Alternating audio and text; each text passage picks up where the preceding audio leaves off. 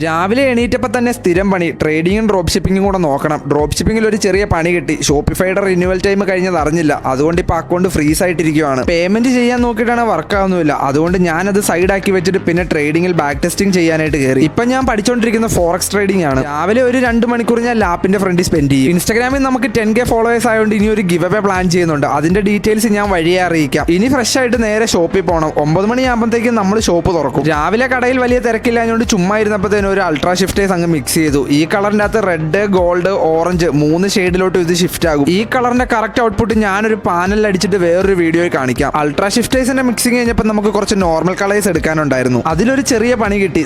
ഈ കാണുന്ന ബോൾട്ടിന്റെ colour correct മാച്ചാക്കി എടുക്കണം. അങ്ങനെ അത് നമ്മൾ മാച്ചാക്കി എടുത്തിട്ടുണ്ട്. വർക്കെല്ലാം കഴിഞ്ഞ് ആടുത്തിരിയുടെ ടിക്കറ്റ് എടുത്ത് നേരെ വീട്ടിൽ വന്ന് ഫ്രഷ് ആയി ഫുഡ് കഴിച്ചതിന് ശേഷം ഡ്രോപ്പ് ഷിപ്പിംഗും ട്രേഡിങ്ങും നോക്കാനായിട്ടിരുന്നു. പെട്ടെന്ന് പൈസ ഉണ്ടാക്കാനുള്ള ഒരു വഴിയായിട്ടല്ല ഞാൻ ഈ ട്രേഡിങ്ങിനെയും ഡ്രോപ്പ് ഷിപ്പിങ്ങിനെയും കാണുന്നത്. എനിക്ക് പുതിയൊരു സ്കില്ല് ഡെവലപ്പ് ചെയ്യണമെന്ന് ആഗ്രഹമുള്ളതുകൊണ്ടാണ് ഞാൻ ഇത് ചെയ്യുന്നത്. പെയിന്റ് റിലേറ്റഡ് ആയിട്ട് എന്തെങ്കിലും ഡൗട്ട്സോ കാര്യങ്ങളോ ഉണ്ടെങ്കിൽ നമ്മുടെ അക്കൗണ്ട് ഒന്ന് ഫോളോ ചെയ്തിട്ട് എനിക്ക് DM ചെയ്തു. അപ്പോൾ ശരി, ഇനി അടുത്ത വീഡിയോയിൽ കാണാം. ബൈ.